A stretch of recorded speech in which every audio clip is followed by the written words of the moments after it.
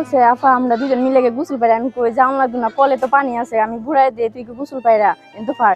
বলছে না আফা আমরা দুজন পাইরাই গাই একসাথে আয় পড়াম, তুমি ডিম ভাজি ওটা তো আমি ডিম ভাজিটা ভাত খাইম। আমি কইছি আচ্ছা। তারপরে গেছে বাদে তো গে দিয়ে আমার বোন ওই লইছে দুইটা মগ পইরে লইছে, তখনই আমার কলজার মিটা ইয়াও লাগি গেছে। বাদে চিল্লায় ডুলে মানুষ দল করলাম, বাদে পানি মিটে নামলো গিয়ে, বাদে 2 লাশ একানো ওইটা লইছে। মাঝে মাঝে যায় গে মগ টগ লয়ে যায় গে গোসল করে আই। আজকেও গেছে গোসল করতে গেছে মনে 12টা 12:30 বাজে। তখন আমরা কতক্ষণ পরে যখন আইয়ে না তখন গেছি গিয়া দি তার জুতা কাপড় চোপড় মগ করে লইছে। তখন তো আমরা খুঁজাখুঁজি করতেছি, বাদে বাজারে দাদা ছিল, বাজারটা আইসে আর অনেক মানুষ আইসে, বাদে অনেক থেকে তারারে তুলছে। আমরা গোসল পারতে গেছে তো গেছে দেরি হয়েছে, আমরা ওরা তো খুঁজতেছি কেরে আইয়ে না হনো। তো গিয়ে দেখি যে পানির মধ্যে মগ বাসতেছে, যে মগ লয়ে গেছি গোসল পারতো, কাপড় চোপড় আছে এটি টানো। এর আগের দিনে তো গোসল বাইরে হয়েছে, আজকে গিয়ে দিয়ে মগ বাসতেছে, মানুষ নেই। তো মনে করেন কতক্ষণ পরে আর 2জন লোক নামছে, নামে খুঁজতেছে পাইতেছে না। আরো 2জন বাদে নামাইছি, বাদে গিয়ে ফায়ার দিছে, বাদে একজনের জায়গাতে আরেকজন উড়াইছে, 2জন একসাথে উড়াইছে।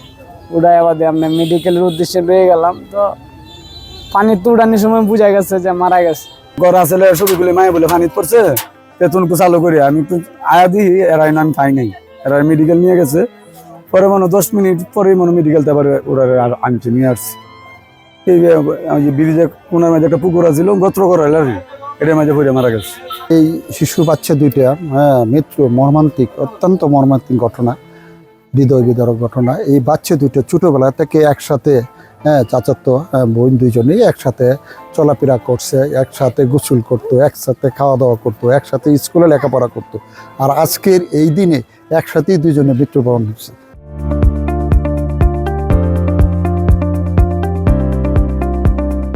থানায় ফোনের মাধ্যমে অবগত করলে ডিউটি অফিসার আমাকে ইনফর্ম করে যেরকম পিটু এলাকায় 2টা বাচ্চা পানিতে ডুবে মারা গেছে আর কি। সংবাদ পেয়ে আমি আমার ওসি স্যারকে নলেজে দিয়ে ওসি স্যারের নির্দেশে আমি এখানে আসি।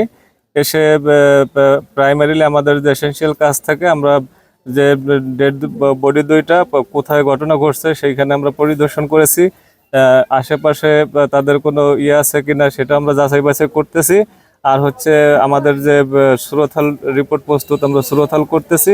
আর বাদবাকি যে কার্যক্রম আছে টোটাল বিষয়টা আমি এখানে এসে ঘটনাস্থলে এসে আমি যেটা পেয়েছি আমার অফিসার ইনচার্জ স্যারকে অবহিত করব। আমার স্যারের যে সিদ্ধান্ত দেবে পরবর্তী কার্যক্রম আমরা সেইভাবে আগাবো আর কি।